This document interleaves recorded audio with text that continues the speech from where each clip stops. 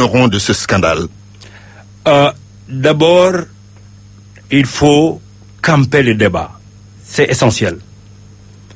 Touba, contre la volonté de son fondateur Cheikh Al-Khadim, qui voulait faire de cette cité une cité bénie où on adoure Dieu, Touba est devenu un lieu de tous les trafics. Touba est quand même la sainte. C'est la sainte. Il a voulu faire la sainte. Mais nous vivons une réalité à Touba. Touba est le milieu où tous les trafics se font. Commençons par les trafics de véhicules, les rimes. Commençons par le trafic de chanvre indien. Il nous arrive au tribunal d'avoir des procès pour lesquels des saisies sont faits camions de chanvre indien. Touba, tout le monde le sait, les malfrats de tous bords, de tous acabits, viennent se réfugier à Touba. Mais aussi, Touba, hélas, est le milieu où les faux médicaments foisonnent. Tenez-vous bien, il y a 700 dépôts de faux médicaments à Touba contre tout simplement 40 officines de pharmacie. Et tout ça, c'est connu de l'État? C'est connu de l'État qui est impuissant. Mais je continue. Les dégâts occasionnés. On reviendra sur les dégâts. Oui. Avec des chiffres à l'appui. Des chiffres.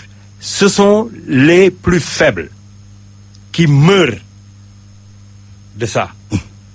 Plus que les accidentés de la circulation. Plus que les malades du sida. Et en face, aucune réaction. La faiblesse de l'État, les structures de l'État n'existent presque pas à Touba. Que ça s'explique à votre avis? Faiblesse de l'État? Eh bien, peut-être manque de volonté. Pourquoi ils sont si frileux pour dire que oui, à Touba, on ne peut pas faire ci, on ne peut pas faire cela? Or, le représentant de Serigne Touba sur terre, qui est le Khalife général, n'a de cesse de rappeler la sainteté de Touba. Il le fait à l'occasion de tous les sermons.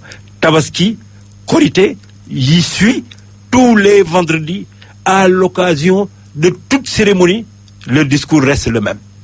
Mais aussi non suivi de faits. C'est ce qui fait que ce commerce qui prospère, c'est un commerce, excusez-moi l'expression, je le reprends, c'est un commerce mafieux. Est-ce qu'on a assez sensibilisé les populations qui achètent ces médicaments? Est-ce qu'on a assez sensibilisé ceux qui doivent réagir pour arrêter ce fléau? Parce que c'est un fléau quand même. C'est un fléau, mais il faut aussi essayer de saisir pourquoi ça persiste. Pourquoi depuis plus de 40 ans, les médicaments sont vendus à Touba. Et à partir de Touba, ces faux médicaments inondent le Sénégal.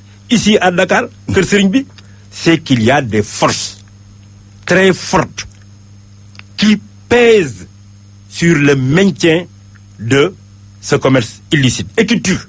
Je m'explique sur un peu sur le modus operandi. Ceux qui ont ouvert ces 700 dépôts de faux médicaments se connaissent. Ils se cotisent à coups de milliards. Envoie quelqu'un dans un pays comme la Guinée, ils s'approvisionnent en faux médicaments qui ne sont même pas commercialisés au Sénégal. De retour à Touba, ils les déversent sur le marché. Posez-vous des questions. Pourquoi même la douane n'intervient pas? Comment on peut circuler avec de gros porteurs, de gros camions, comme dans le cas en l'espèce, 2 camions qui contiennent un chargement de 1,350 milliard de faux médicaments non contrôlés de la Guinée jusqu'à Touba? Tout de même, il y a anguille sous roche.